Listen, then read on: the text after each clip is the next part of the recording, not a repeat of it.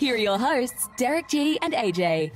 What's going on, folks? Welcome back to another episode of the Bloody Water Podcast. UFC Vegas 65 was something, but it definitely had its fair share of cancellations. We're talking about the main event. We're talking about Derrick Lewis versus Sergey Spivak. Dateline, 12:30 p.m. Pacific time. We're getting ready. Main card is just a couple fights away, and then they drop the announcement on us. Derrick Lewis out of the fight due to medical complications. Now, should we read into that a little bit? Probably. Do we have accurate information right now? Absolutely not. So the key that we need to take away here is that they adjusted the main event. Kennedy Nzechukwu versus Ion Cutelaba, light heavyweight 3-round main event. Clearly, the UFC was scrambling. However, we had a whole nother fight card, and this one probably had a lot more to do with fun than it had to do with implications, folks. So there was something for us to enjoy. Now, breaking it down with me, as always, my co-host, the Santa Fe bomber, the New Mexico native himself, AJ, brother. Like I said, it was a fun night of fights. But we got to talk about it. What happened? Lewis, Spivak, man. I mean, who bears the largest brunt here when it comes to the pullout, man? Lewis needed the win. This was a big opportunity for Spivak. I mean, what do you make of it?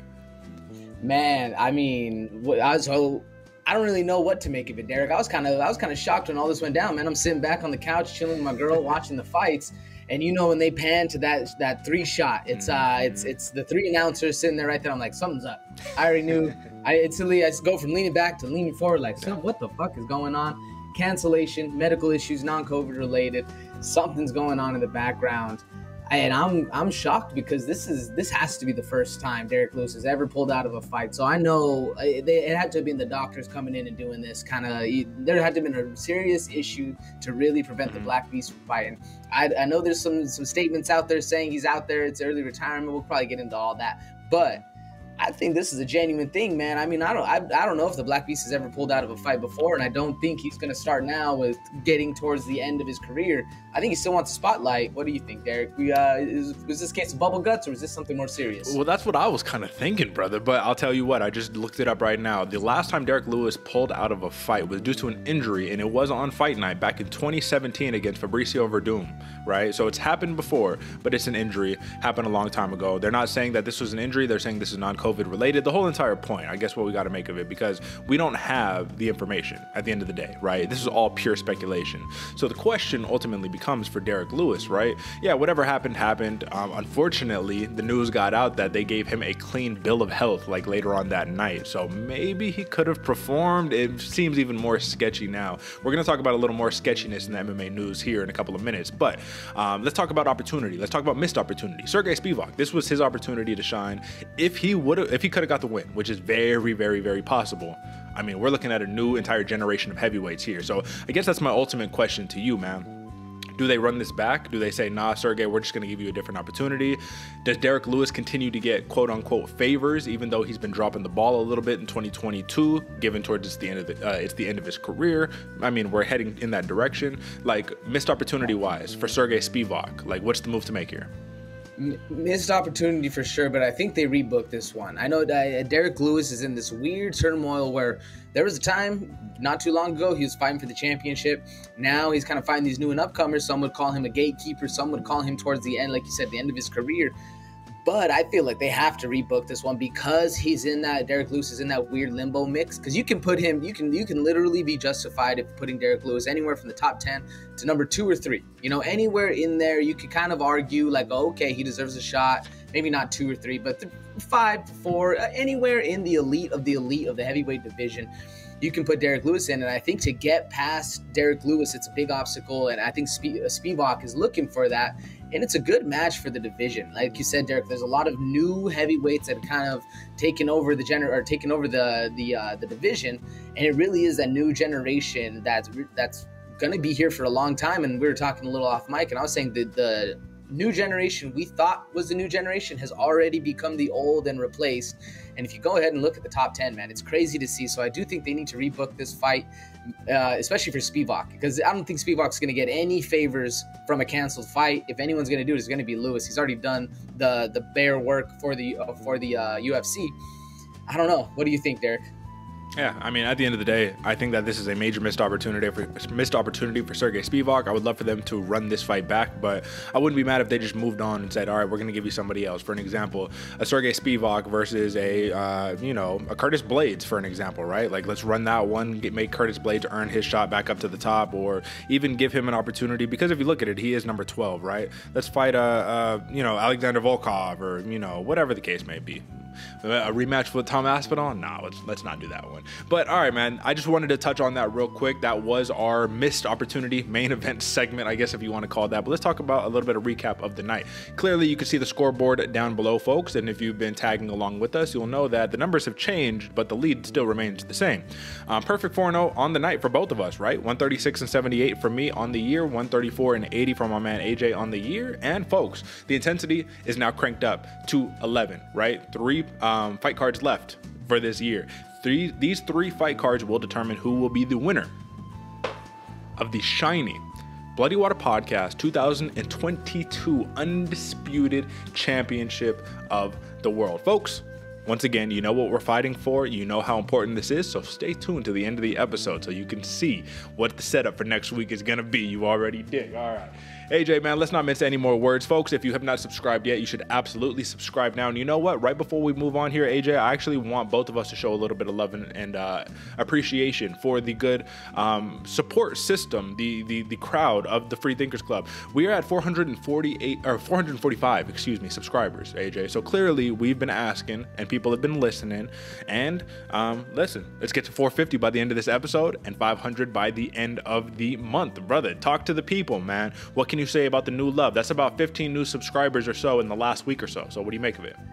That's 15 new subscribers and only really a lot of support here on the show, man. We really haven't been doing too much reaching out on social media and stuff. So if you are out there on social media, definitely hit us up. Let us know you subscribe so we can give you a shout out on this show, man. Share it with your friends. It really does mean a lot to us because we're out here grinding week in, week out. You can see the scorecards down below. 136-78, man. I don't know quick math. Somewhere around 150 plus fights, 160 some. It's been a crazy year, and we wouldn't be here without y'all. I mean, we would be sitting here talking to an empty screen without y'all, so it is very much appreciated, man. Make sure you go tell your friends, your family. It's holiday season coming up, so whenever the crazy uncles start talking, they're talking the mess you don't want to hear, whichever side of the line you arrive. Hit them with some fights, man. Let them make some money. Everybody's a little happier around holiday season with some green in their pocket. It's the best way. Share some love, share some fights with your family, and we really do appreciate all the love and support, man. I really do gotta thank y'all. Absolutely. I couldn't have said it better myself. And just to do a little bit of quick math, that's 214 total fights on the year right there, right? 214. And if you look at the percentages for both of us, right, I am at 63.5% and you're at 62.6%. Brother, I mean, how can you be mad at that, right? Talk about Thanksgiving coming early. Talk about the holidays coming early, man. Our percentages is looking nice, looking crispy, and we've been hovering around this all year long. So once again, favorite fighters, favorite fight show. If you haven't subscribed yet, clearly you don't like to make money. Let's move on to the recap, brother. Let's get it. All right, folks, so this is what you love to see right here. A perfect 4-0 across the board for me and my boy AJ here on the money line. So there is no winner there. We'll talk about the prop bets in 1 second, but AJ did get the one up on the prop bet by a slim margin, but he still got it done. Over and unders, I got the dub. 2-2 for me, 1-3 for my man AJ, 2-2 for him on the props, 1-3 for me on the props, and once again, 136-78 for me, 134-80 for my man AJ. But let's talk about it, man. We hit on it. Kennedy Nzechukwu over Ion Cutelaba. Right? Listen, it was close. It was back and forth for a second, but then when Nzechukwu put it on, he put it on, brother. We talked about it. It was almost too easy to call. Waldo Cortes-Acosta, we said maybe concerned for the calf kick. It looks like it wasn't too much of a concern because he got the dub too. Muslim Salikhov comes back, AJ, and he does something incredible and TKOs Andre Fialho, man. Beautiful scene. And Della, Maddalena. I mean, we kind of said it here, man. He was in that run-in for just steamrolling Danny Roberts. I said this is going to be more competitive of a fight than most people think. I was wrong. Della Maddalena just ran through that man and showed us that he's the real deal. 3 first-round stoppages in a row. But let's talk about this, AJ. I want you to tell me how you were able to hit these ones on the head. Obviously, the Maddalena TKO, we saw no value in it, but we still picked it. We hit. We got lucky. And Nzechukwu TKO. What made you go TKO there and not believe in the durability of Ion Cutelaba? Not so much. I didn't believe of the durability of Cutelaba, man. I didn't. The tenacity that Cutelaba puts forward, the pressure that this man has, and the counter striking and the strength that Nzechukwu has, man. It kind of a perfect meeting of for a knockout. You know, that to me, when you have the Hulk, you know, Cutelaba coming in and just being the marauder that he is, you're ending up with a knockout more often than not. It's very rare when we can see a decision come in for, with him in the fight. So that's what I was thinking the entire man. If we weren't seeing a finish in that fight, it'd be an interesting night. So that's what I thought. Okay, I gotcha. And when I look at it, man, I'm just like, how did I go wrong here? Salikhov decision for both of us. And he ends up TKOing the monster that is Fialho. Okay, Cortes-Acosta, both went TKO on there, right? Someone's got to go down with these heavyweights, of course. It falls to a decision. And then, you know, Nzechukwu. It's just like one of those, man, where it's crazy because if you think about it, it's like, listen, we got all four of them right, but even that's how hard this job is. You have to get them right. You have to predict how they get it done. You have to predict the time in which they get it done. It's a lot going on, man, but we're here for the challenge. You already know what time it is. Bloody Water Podcast. Let's get it. But without any further ado, AJ, we're going to run through these main card bouts real quick. There's a piece of news that I want to talk about. This is actually pretty important. I dropped it in the Discord. I hope that you checked it out. But we're going to be rehashing this after we talk about the main cards when we get to the Prelim Pourover. So, folks, stay tuned. Don't go anywhere. Keep it locked because we got something to talk about. But until then, let's get it. Main card breakdown. Have you seen that replay, buddy? Your head was bouncing around like a pinball machine. Time for some main card breakdown, courtesy of your hosts, Derrick G and AJ. All right, AJ. So Kennedy Nzechukwu, man, very humble, gracious man in victory and in defeat, fighting out of Fortis MMA under the General Saif Saud. And the real story here, man, is this dude gets better and better and better, and he's a real force to be reckoned with in this light heavyweight division. Now, the other thing we have to take into consideration: styles make fights. Right? And while he was getting dominated on the ground in the first round, we know Ion Cutelaba is most dangerous in that first round. Come rounds 2 and 3, you got to be able to build on that momentum. Do you think that if Ion Cutelaba did not run face first into a knee on a shot in the second round, he could have gotten Nzechukwu back on the ground and literally rinse, wash, repeat and cruise to a decision victory? Do you think that would have been the case? 100%, Derek. With the domination he had in the first round on the ground, it was really only leading another way. Nzechukwu didn't really have anything to present to really endanger or sweep or even get up of any sort on Cutelaba, man. He was controlling him, so I think it was headed there for the second round. But like you said, if you eat a fat knee when you're shooting for somebody's hips, it's it kind of only makes sense. You're going to sleep, especially like I said, with the power that Cutelaba has. This dude's shooting in with some serious force, and that knee's coming in. Beautiful, beautiful shot. And then I like what you said, Derek. Nzechukwu was really getting better with each fight under the tutelage that he has, man. This dude is going to be a problem.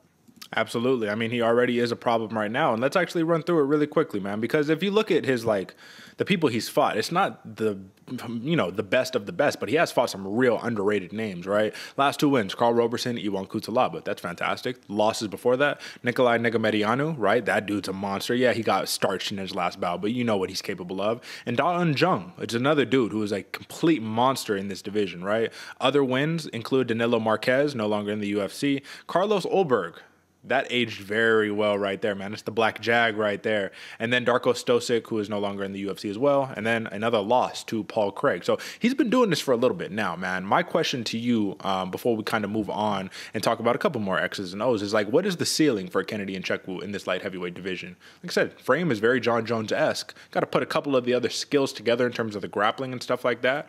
But I think he has very high ceiling. What do you think?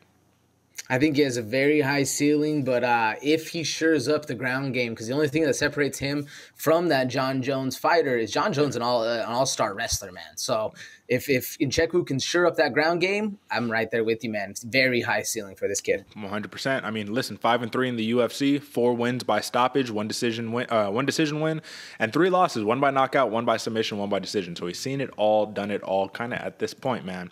But more kind of getting into it, right? Over the course of a 3-round fight, what is Nzechukwu more tailored towards? 3 rounds, 5 rounds, right? Like we're saying, if Cutelaba did not run face first into that knee, this could have been a completely different story we were talking about, and we would have been saying, oh, this dude needs to go back to the drawing board a little bit. So do you think that slow starter, reputation that he has, did he overcome it this fight?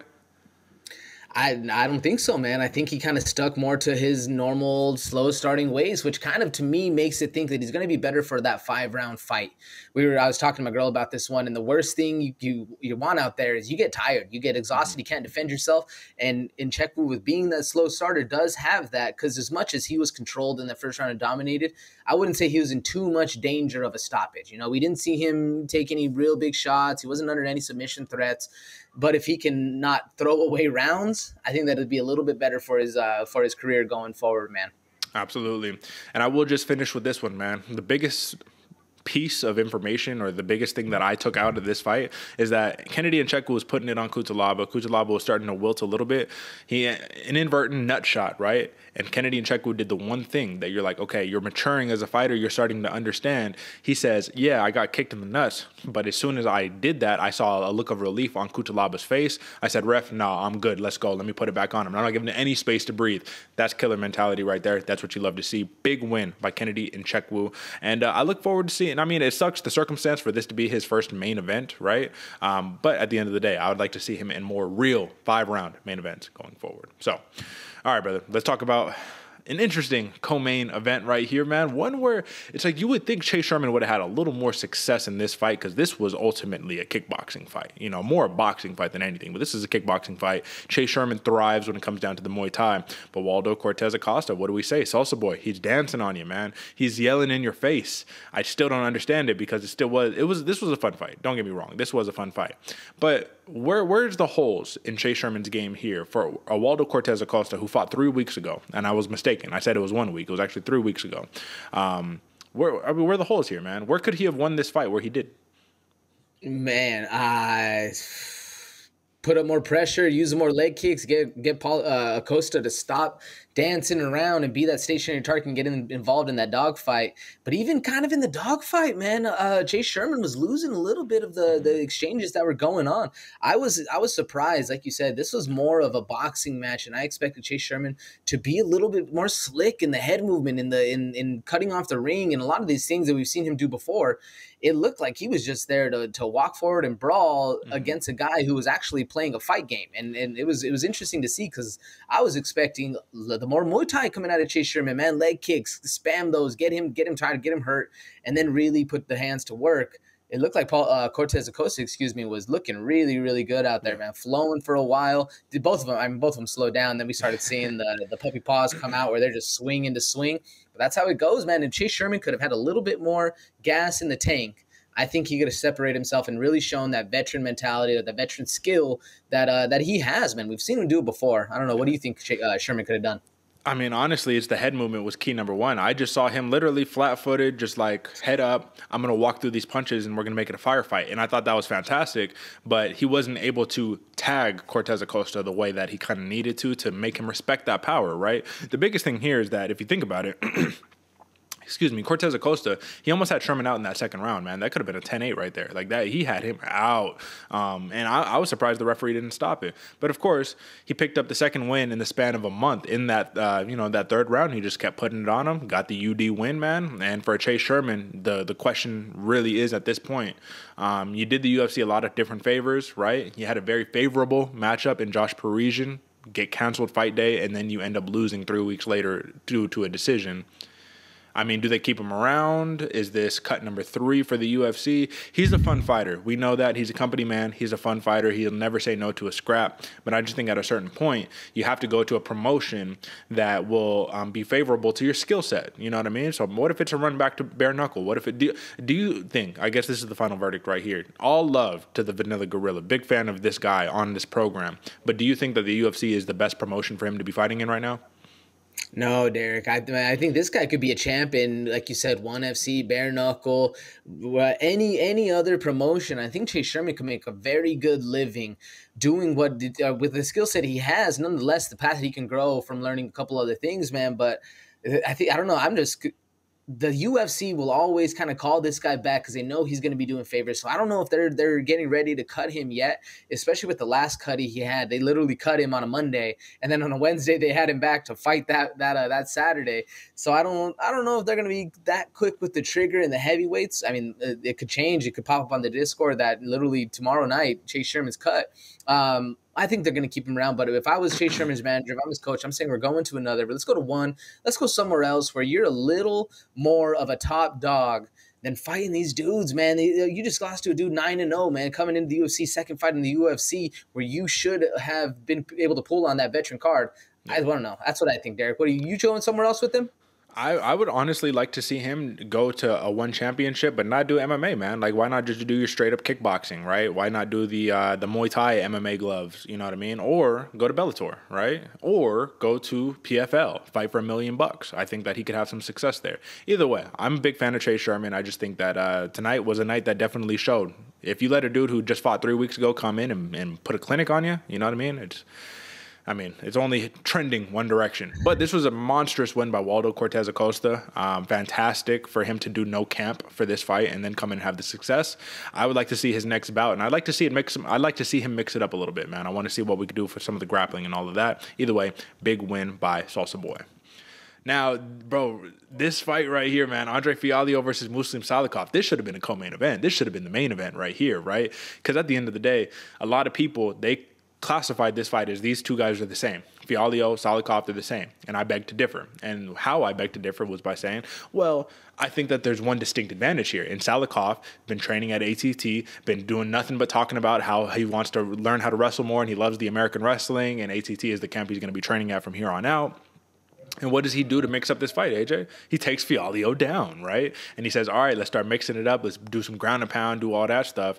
But at the end of the day, it was the striking that really laid claim to the victory here, man. From spinning wheel kicks, spinning heel kicks, however you want to call it, man, to just nasty, just like crispy boxing.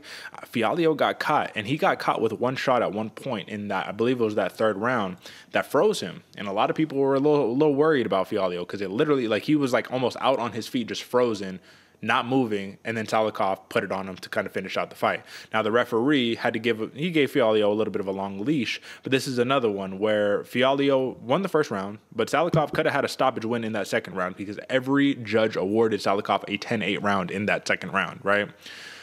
Go to the third round, and I mean, listen, man, Fialho is a tough guy, right? But I do think that this is fight, number 5 in the year or something like that? Like, he's been very active. Now you're coming off of back-to-back KO losses. The hype, this is feeling Kevin Holland-esque, right? Where you're coming off of a fantastic run, and then you start losing a little bit, and they're like, okay, now where does he fit in this top 15, if the top 15 at all? What do you think, man? This is an interesting division. Andre Fialho has a very unique skill set, but with the lack of just, like, intentional offensive wrestling, it could be problematic in the future. What do you think? Yeah, it's hard too, man, because Fialho came in with a lot of steam, had a lot of time, or had a lot of fights in like a 5-month thing, 5 fights in 5 months, or some crazy shit like that. And then he took a little bit of a break and comes back and like suffers another KO loss to a dude that's able to mix it up. So where can Fialho go, or what's he able to do? Dude, this dude really also needs to start working a lot more ground game.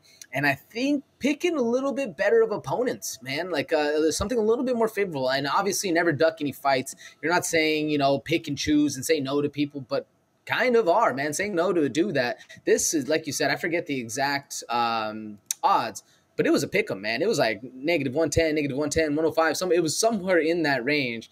And it's just a hard fight, man. It's just a hard fight for Fialho. He really needs to get one back. He needs to knock somebody out. He needs to feel that, because you're right, Derek. It was very I think me and my girl, I was watching with her. We were talking about it. Homeboy ate about 9 shots where he was out. It could have been stopped. He got stunned with a head kick, ate a couple more. He was out on wobbly legs, and then just starts getting beat up. And credit, if you're the fighter, you want to actually be put out. You do. You want to go to sleep. But to everyone else, man, you ate 9 shots completely unanswered. Could have been stopped before. So we don't want to see that coming for Fialho, for this young dude, man. I forget how old Fialho is. You might be able to pull it up, Derek, but either way, you don't want to see it. This is young in his career, man. Barely 16-6 in his record. You don't want to see brain damage before, he's actually – you don't want to see brain damage ever before I say that. But what do you think, Derek? Well, so just to clarify the age, right, this was also another one where a lot of people were favoring Fialho because he was 10 years younger than Salikhov. He's 28. Salikhov's like 38 years old, right? And, 28 years old, 5 fights in 5 fights in the span of a year, 2-3 in that span, 2 knockout losses. It's just, you're right. And I just showed it right here if you were looking at, like, the people he's fought. And you're looking at Muslim Salikhov, Jake Matthews, Cameron Van camp, Miguel Baeza, Michel Paeta. Like, those are some tough guys, bro. Those are some tough guys. Either way, Muslim Salikhov, he bounces back in rare form, man. This is one thing you love to see. You get knocked out by the leech. You come back with a completely different game plan. It was looking scary because he did get cracked in that first round. Could have been a broken orbital on that left eye right there. So I was starting to think, okay, this might be the beginning of the end. But composure, right? Came forward, did what he needed to do. Perfect slips, perfect counters, and ultimately finished the show. Got the TKO win over Andre Fialho. You have to love it for the king of Kung Fu, or the master of Kung Fu, or whatever Muslim Salikhov is, but the man is a winner tonight at UFC Vegas 65. All right, man. Now, this was supposed to kick off our bout, our main card bouts, right? But this ended up being the second bout up, and it was a steamrolling, man. This was an absolute steamrolling. Jack Della Maddalena is the real deal, bro. He fights Danny Roberts, and from beginning to end, this was a clinic. This was a striking clinic. And one thing you have to admire about a Jack Della Maddalena that you don't see with a lot of fighters today who take pride in it is he invests in the body. And it's not glamorous. It's not flashy, right? Oftentimes, it goes unnoticed. But when you look at the body work to open up the fight, what does that open up? Now that opens up the head. Now you have an opportunity to start working your counters. You're walking Danny Roberts down, back against the fence the entire time. No sign of grappling, no sign of an L step to try to get out the way. All you got is crack, crack, crack, you're down, get the job done, right? And I was actually, AJ, believe it or not, even though clearly we both picked for Jack Della Maddalena, I was rooting for Danny Roberts to survive a little longer, right? I was like, I want to see this dude be game. He said, remember in the pre-fight presser, he says, Jack Della Maddalena says, Danny Roberts striking isn't too technical. They asked Danny Roberts what he felt about that. He says, I think that he should basically more or less shut his mouth, right? This dude's got 2 fights in the UFC. What does he know? All right, now, coming back from that, was that the right move to say? I get it. It's a pride and an ego thing, man. But when you get steamrolled by the guy who you told to shut up because he was all like, because he criticized your striking, and then Jack Della Maddalena, all he said was, okay, I'll keep it to myself, and then beat your ass on Saturday night. I mean, where do we go for Danny Roberts? Man, rough look for Danny Roberts, dude. Getting beat up in the breadbasket and then getting KO or KO TKO. Man, rough loss, getting steamrolled in round 1. Danny Roberts, where do we go with him? Eesh, man, I don't know. I mean, in the welterweight division, he didn't look small, but he looked underpowered. He looked outmatched. He looked outskilled.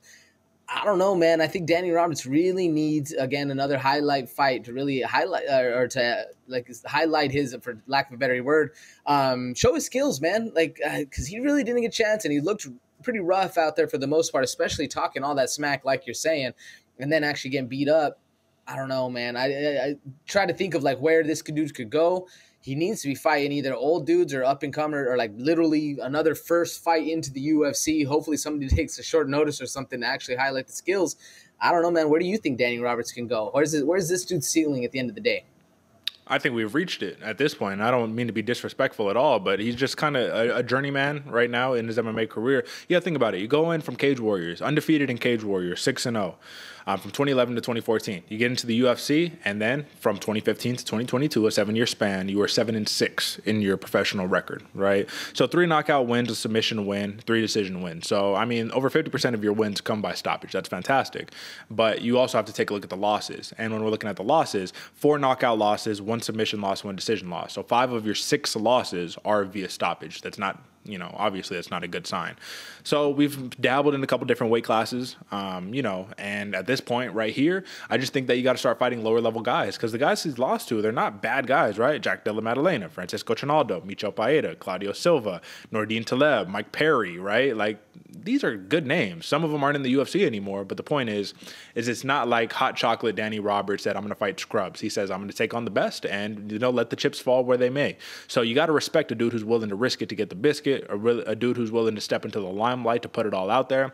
But then you also have to respect the rise of a Jack Della Maddalena, man. This dude is the real deal, and I just got to say this. Jack Della Maddalena has all of the makings right now. The man is on a 13-fight win streak right now. He has all of the makings of a future champion in this division. The question that we have to ask next is, okay, well, what does Jack Della Maddalena do when he's put across the cage with an all-star wrestler, right? Like an all-star grappler who's #1 mission, I guess you could say, is take the man down and do not let him strike. I think that's going to be the question, AJ, and I'm going to pull it up really quickly because I want to discuss it. Then we'll move on. But you fought Ramazan Emeev. I guess that's a guy, right? You knocked him out in the first round, so we didn't really get to the wrestling.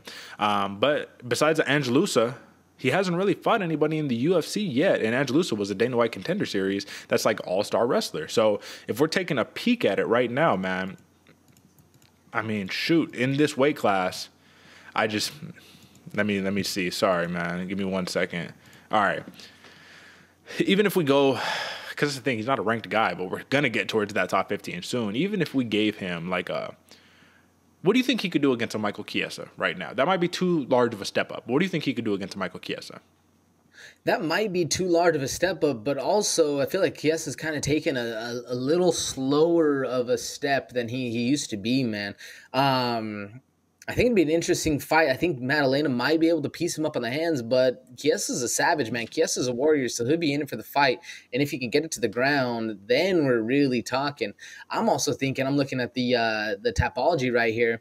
Oh, Jake Matthews already has a fight. I was thinking the Jake Matthews or even a Randy Rude Boy Brown. Someone's a little powerful but has good ground game, still has a lot of power in the hands. Even an Alex Morono might be an interesting one because he's a little older. I don't know. I think Maddalena might get Morono. What about you, Derek? Who do you think? Yeah, Maddalena has a good shot at getting dubs. I mean, you got to think Alex Morono is a dude who would rather swing and bang than use his fantastic wrestling and jiu-jitsu.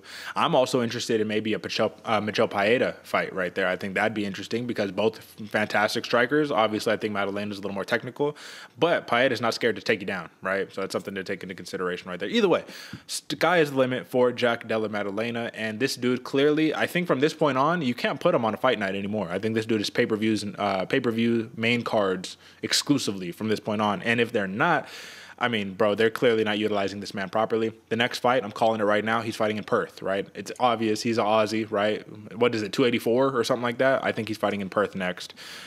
They'll just leave that for what it is worth right there. All right, brother. Now let's hit this elevated first bout of the night, folks. We did 4-0 for a reason. This fight, clearly in the middle of the card, got bumped up to the main card. We'd already given you guys our lean going into this fight, and we both leaned Charles Johnson. And we both got it right. But AJ, did we get it right is the question here, because I got some unfortunate news here. Fortunate and unfortunate. The fortunate news is if it would have counted, we would have gotten it right. Shout out to us, right? But the reality of the situation is Zhalgas Zhumagulov arguably got robbed on another fight, drops to 1-5 in his UFC career. Clearly a much better fighter than what his record indicates. But there's also reports that he announced his retirement after this bout, after losing this bout. So you arguably win a fight. You lose in the eyes of the judges. A lot of that, I think, is due to the stoppages, the penalties, because these dudes were kicking each other in the nuts back and forth, eye-poking each other. It was no flow to this fight. But what do you make of it? Do you think that I'm reading too much into it? Because as you're answering this, you know where I'm going. MMA decisions. We're about to find out who actually won this fight. So talk to me, brother. I was getting ready for the screen, Derek, man, because I thought Zhalgas won this fight as well, man. He pulled away at the end. He looked good. Johnson also had his moment. So do I think it was a blatant, as bad of a robbery as we've seen in the past? Not so much. But I do think Zhalgas Zhumagulov won this fight. And you can see it right there, man. What, another 10, 12 judges, all but one. The one comes out of Combat Press. All scored it for Zhumagulov. That's what I think, man, and it's rough. It's it has to be rough. One, he's taking home half his purse, so there has to be something going on with for him to want to retire like that. Nonetheless, monetary wise, but also damn, bro, I just beat this dude's ass, and y'all gonna literally give it to him, give the dub. All right, I guess I'm out. It could be other things going into. There could be family stuff with this man. You know how life goes, but it's rough to see somebody retire after a fight that they should have won, and you can see it right there. 3 losses back-to-back. He did beat up the homie, but, I mean, other than that, Julian Paiva, Amir Albazi, this dude, he a lot better of a fighter, and a lot of those, 2 of them are split decision losses.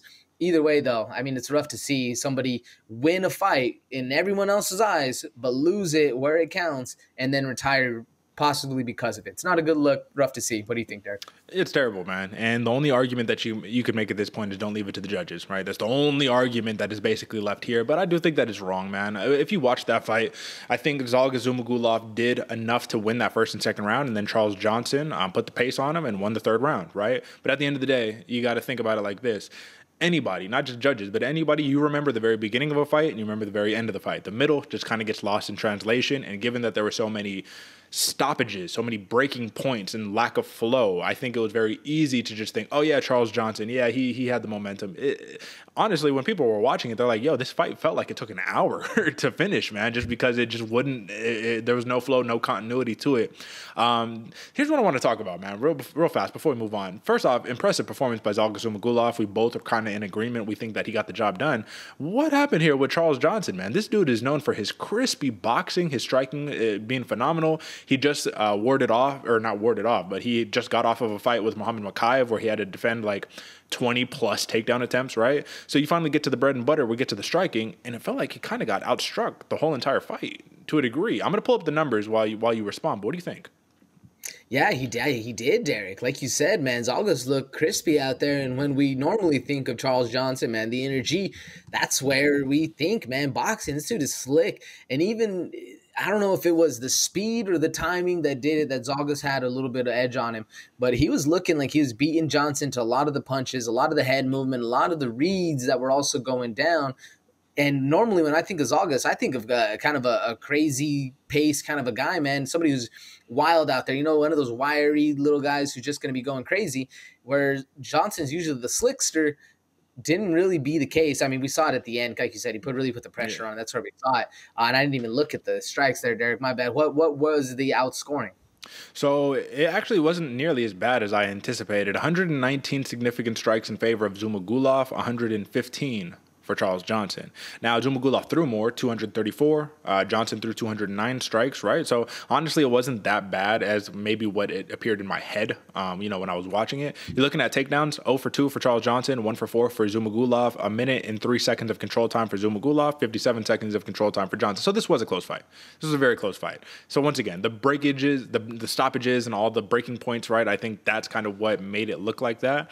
But at the end of the day, I mean, it's tough when you have everybody on that, like the 10, 12 people to 1 in favor of Zhumagulov, but Charles Johnson gets the win. You got to feel for both guys, but also Charles Johnson, man, he needed to get this was kind of a must win, man. You can't come to the UFC, get starched by Mokaev, and then lose again and still carry that hype.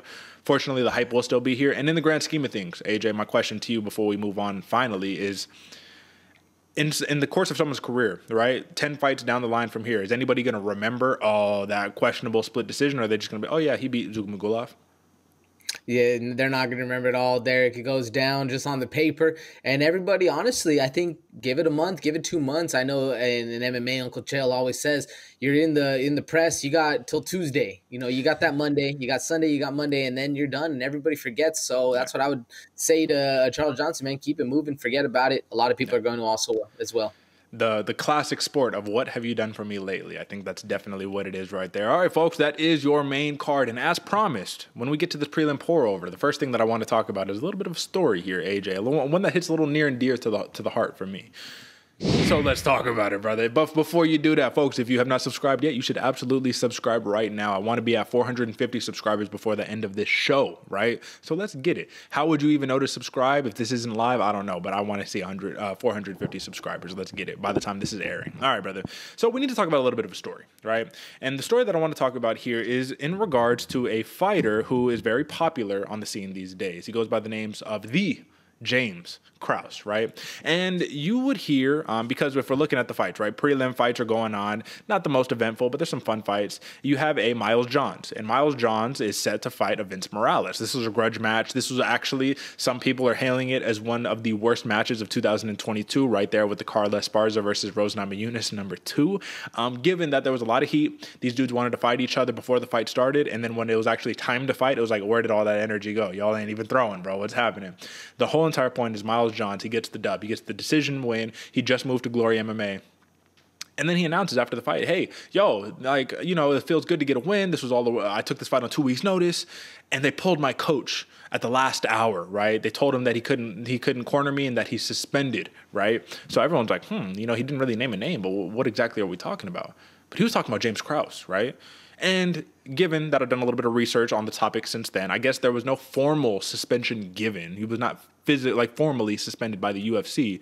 But basically, they wanted to say, hey, let's not have you corner a fighter while you're under investigation for a very sketchy incident that we talked about recently, man. You remember when we were talking about Shayilan Nurdenbeka versus Darrick Minner, right? Darrick Minner blows his knee out like in the first kick that he throws in the fight. Nurdenbeka gets the big dub. But the big story was the actual betting line shifted from Minner being a massive favorite, more or less, to being a underdog in the span of an hour. One of the biggest betting line shifts that we've seen in quite some time.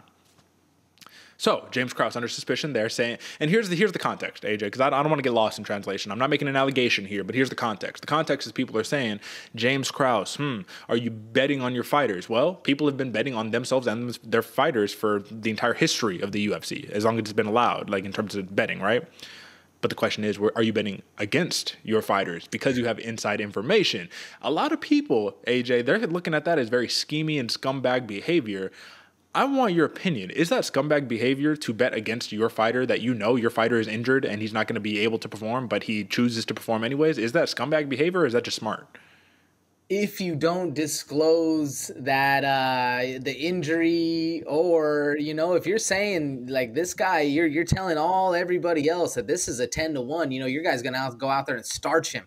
Without a doubt, you're putting the hype on, and then you go and do a shady bet where you bet the opposite, and your guy goes out there and throws the fight. Mm-hmm. I think that's where the scumbaggery comes in.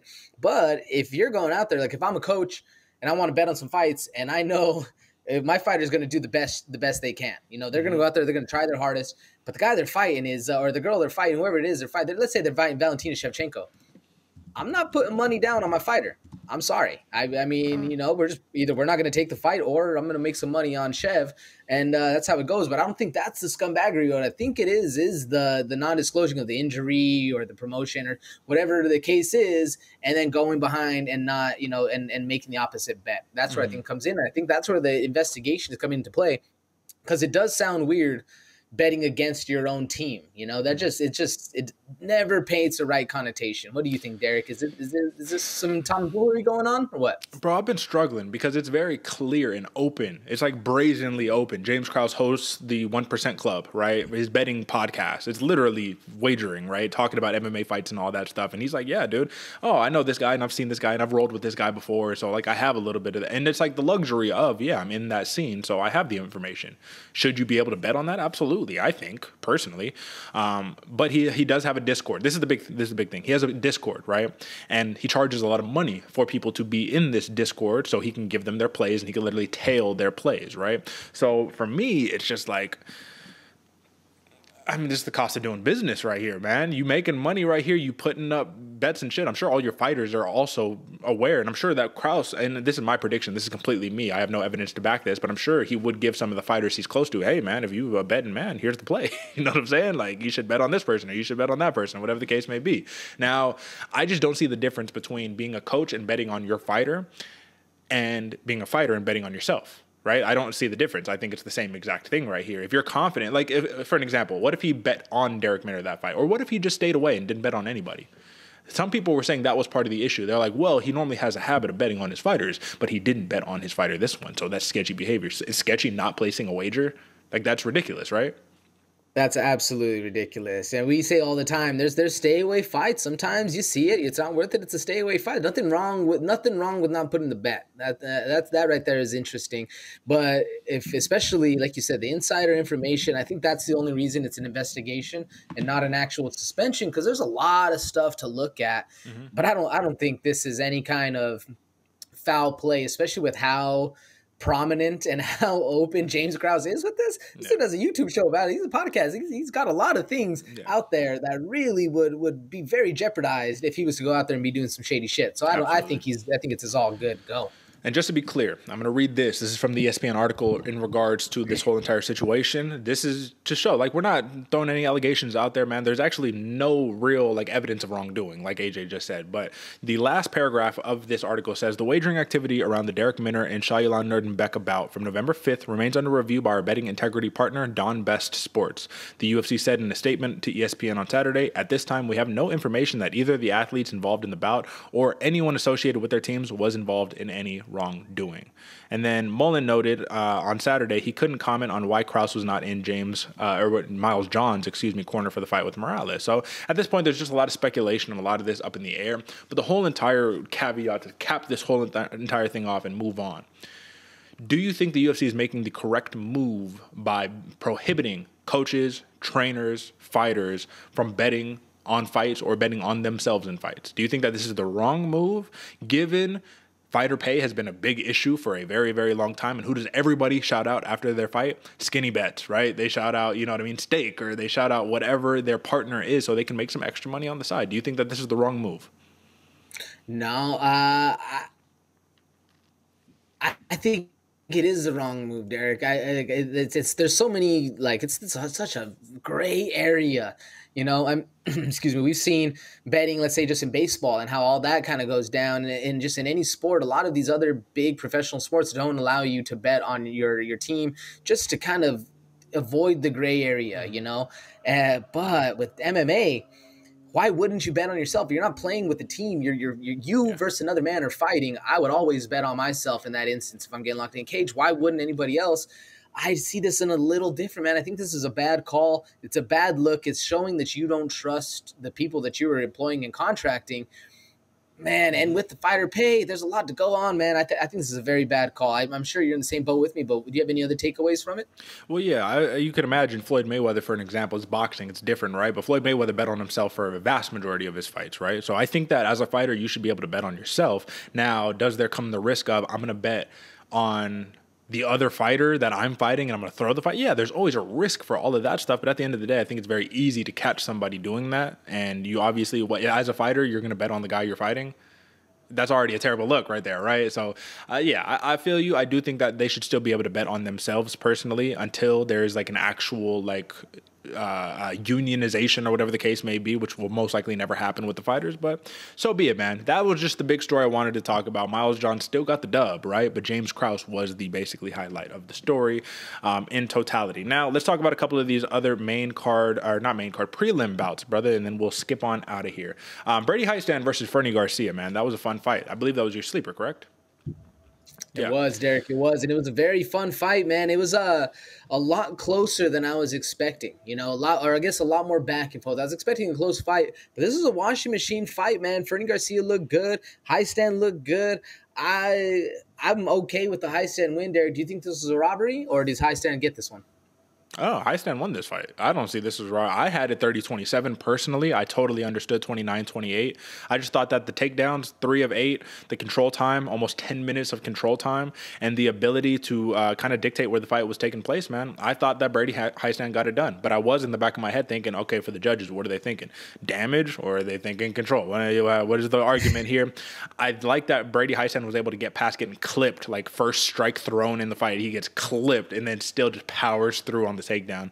He's Michael Chiesa-esque 100%, man. His grappling is tenacious. You got to feel for Fernie Garcia, who was very highly touted coming into the UFC, but this was Brady Hiestand, man. Much bigger fighter.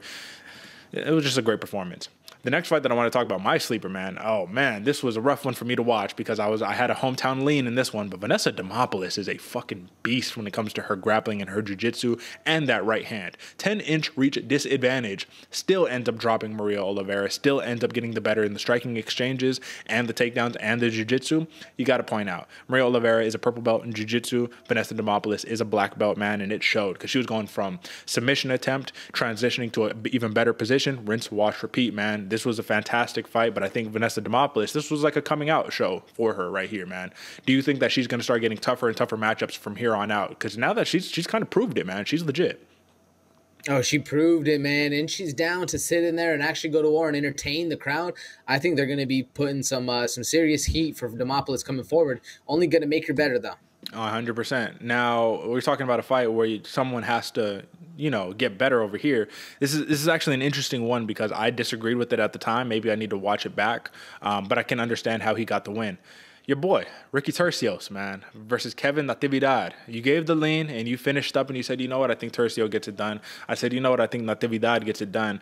And if it weren't for getting, I think it was mounted, then getting your back taken, and then having a submission attempt in the last 30 seconds, minute and a half of the third round, I think Kevin Natividad gets the win.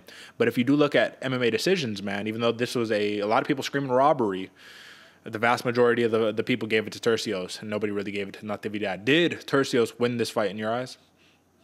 I think so, Derek. I had it also a very, very close 29-28 win for Turcios. And I agree. If Turcios didn't kind of pull away at the end, and it's weird because like you said before, man, everybody remembers the start of the fight. Everybody remembers the end of the fight. The start of the fight, Turcios came out like a wild man, came out like what we were expecting, really showed up. Kevin Natividad ran away with the rest of the fight until that last minute and a half where Ricky Turcios was really able to put it on and put the backpack on him and get some stuff working. And then we get the split decision. It kind of makes sense to me. I agree. I thought Natividad was winning the fight, but I can see how Turcios won. Maybe there's a little bias on my end as why I was there rooting for him, but very, very close fight. And I would have been okay if Natividad won this fight. In fact, when it was going down, I was like, man, this one, I could see it going either way. I wouldn't be mad either way. It's tough, man, because Natividad, 7 of 13 takedowns, 5 minutes of control time, right? So it's that's got to count for something. But then you got to think, Turcios, 6 minutes and 17 seconds of control time, 2 takedowns, over double the strikes, right? In terms of total strikes, 170 to 61, but significant strikes, 68 to 41 in favor of Turcios. The question here, the final question I have is Turcios, man, you got to love it. He's a wild man, but is this wild man, chaotic fighter going to lead to his demise in the UFC when you start getting against the high-level guys? 100%, Derek. I mean, you can only be a wild man. Michel Paeta, perfect example, man. You can only be a wild man for so long until people are technical and really start seeing the holes you have and clipping you left and right. And then you do the Michel Paeta route and start becoming a little more calm, a little more calculated, a little more dangerous in there, but you still have that wild man in you. I think if Ricky Turcios can grow and evolve like that kind of a fighter, man, he's going to be very, very dangerous coming forward. Absolutely. And you got to love the message afterwards, right? He said something about, I wish you all nothing but peace and prosperity. And all that. I'm I love that, bro. Shout out Ricky Turcios, man. I think he's going to be a stud, bro. I think he cleans it up a little bit. He's already a stud, but he has a very high ceiling. All right, man. The last bout that I want to talk about, we'll get up out of here. Jennifer Maia puts a clinic on Marina Moroz, bro. This was interesting to watch. Marina Moroz, highly touted for her wrestling. There was almost zero wrestling in this fight, and I think it's because Maia initiated a couple grappling sequences very early on in the fight, and I think Moroz was like, ooh, maybe she's a lot stronger than I thought. Maybe wrestling isn't the right route. You go to the boxing, and the Muay Thai practitioner, Jennifer Maia, just puts it on Moroz, right hand after right hand after right hand. Moroz started coming on a little bit late in the fight, man, but all that hype that Marina Moroz had accumulated in her last 2 fights, that big win over Maria Agapova, that submission win, it all kind of gets thrown out the window with a performance like this. So Jennifer Maia, she proves, hey, bro, come on, man. I'm legit. I'm top 10 for a reason. Marina Moroz, I think she's going to have to take a pretty substantial step back, given that she was number 15. What'd you make of this fight? Gonna have to take a big step back, and like you said, for all the hype that Marina Moroz had, it really got extinguished with Maia just proving that veteran mentality, that just consistency that Maia has, man, is really hard to deal with. Interesting fight. I was hoping Moroz won this one just to see a little bit of progression in that division, but what can you say, man? Jennifer Maia gets it done. You really can't fault her at all. Great match. She was her fight. Yeah, simple as that. And then I guess this is the last thing. We don't got to talk about the fight, but just to finish, Natalia Silva, man, talk about a highlight reel finish. Spinning back, heel kick to the face of a Teresa Bleda, who honestly, man, so big. Her grappling was pretty phenomenal. She got gassed out super quick. But when she landed that was the perfect. You drop in for the shot and get kicked in your jaw immediately. That's going to be on highlight reels for years to come right here. Shout out to Natalia Silva. Hoping for more, man. She got that big one over Jasmine Jasvidicius, and then you get this one right here, another highlight. Shout out to that. All right, brother. So I wanted to mention, folks, because we're basically at the end of the show here, I don't really got a rankings review for you today. I'm going to run the music. We're going to play it, right? But at the end of the day,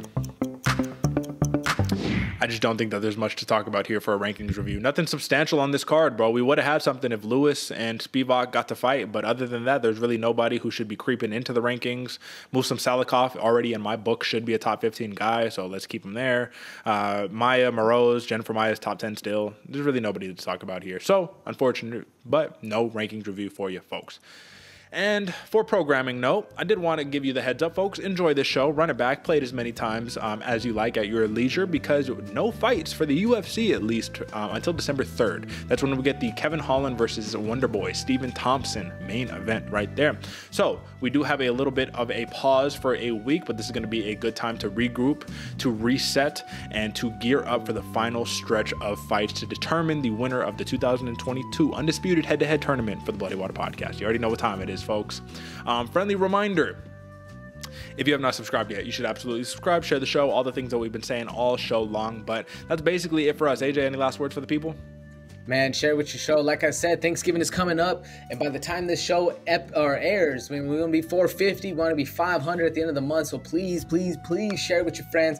Do the most, man. Make sure, like I said, everybody's happy with a little green in their pocket. So just send over a link, tell them to subscribe. Do it. Yeah, and that's really it, man. Thank you all so much for the support. It's going to be a fun one. We'll see y'all. I'm excited for this Stephen Thompson, Kevin Holland fight, but we do have a nice little break, so enjoy it, and we'll be back soon. Happy holidays, folks. I guess, AJ, let's give a quick holiday message, because we're not going to be talking to people for the holidays. Thanksgiving is coming up. I don't care what you celebrate, how you celebrate it, but I do think everybody should practice a little bit of being grateful for what you got, man. Be grateful you got athletes, world-class athletes around the world.